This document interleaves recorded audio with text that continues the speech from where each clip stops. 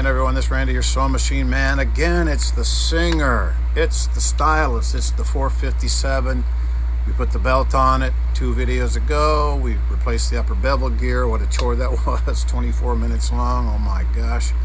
Got that done. Now we got to set the timing on it. So you get the gear in, you got to set the timing.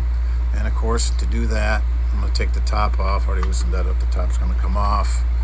The side over here comes off because we got to get to the timing marks that are on the needle bar. Needle bar has timing marks on it, which is cool because the older Singers, the new ones don't, but the old ones did. The old ones were machined to perfection. Let's see if I can show you these timing marks here. There they are right there. You can see them. Very easy to spot.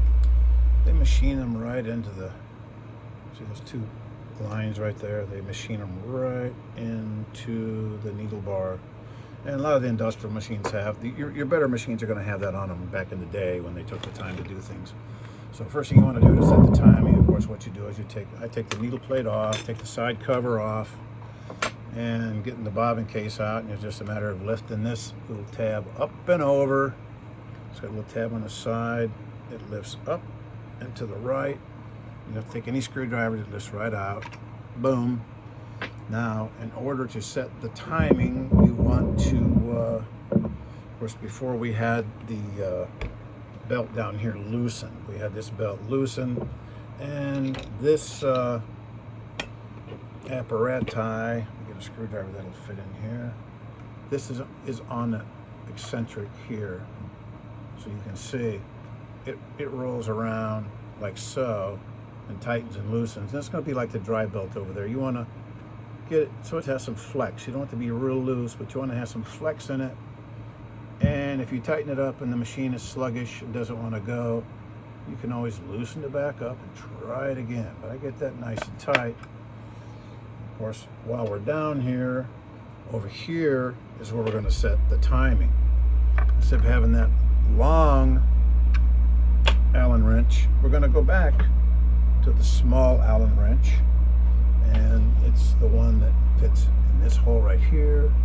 You have there's no flat spots on this because that's where you set the timing, of course. So you're gonna have a set screw here, 3/30 seconds, set screw over here, 3/30 seconds. You have 2 of them. So you loosen these, and of course you roll it around until what you have at your timing moment, and things are set exactly right. The needle will go down to the bottom of the stroke. When it goes to the bottom of the stroke, you'll see the 2 timing marks here. Let me get this around so you can see. This is really important. So many Singers are this way. There's so many. This is like a repetition. Make sure you can see that. There's timing marks. When the needle gets to the bottom of the stroke, that's when it's at the bottom and it's not moving at all. It's at the very bottom. You'll see right there. Right there, when it's at the bottom of the stroke, those 2 lines, the top one is even with the bushing. Because see, there's 2 of them. There's a bottom one and a top one. The top one's even with the bushing. And when you take the hand wheel towards you, keep rolling it towards you, you see the other one will rise up. It rises up, turning the hand wheel towards you. And when it gets even with the bushing, it's right there.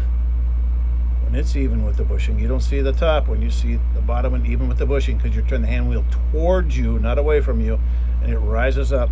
Then you want to roll it around. You know, you loosen those set screws down below. You can turn this around until the point of that hook is right smack dab behind the eye of the needle. It splits it perfectly. So it comes around, it's right there. That's where you want it to be. When that bottom line is back up right there, the point of the hook, you see the point of the hook coming around? Right there it is. It's going to be right behind the eye of the needle.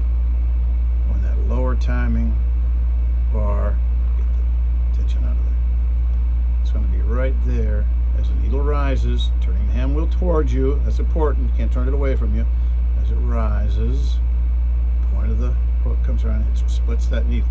And you always put a new needle in. I want to make sure I mention that, because if the needle's bent, you'll get the wrong timing. So you want to be center of a nice new straight needle. See, it's past the needle, shy of the needle, center of the needle. And you double check by looking at your timing mark over here on your needle bar. Timing mark on your needle bar. Let's see if I can get that in the deal here. Timing mark on the needle bar is right there. Right there. It's even with the bushing on the way up. So then when you get ready to sew, it'll be ready to go. And sew like a house of fire. The day's getting away from me here, so I'm going to wrap this up. Trust me, it's going to sew like the day they made it. That's how to set the timing. And the 3/32 set screw on those two down there. Get the belt back in shape. I'll put it back together. It'll be sewing in 5 minutes. Okay. Thanks. Oh, I was going to show you on that gear. If you were looking at the previous one, that gear is Brewer Quilting and Sewing reorder 1555819A. That's from the previous video on the gear. I put it on the caption just to make sure it's there. All right. Thanks.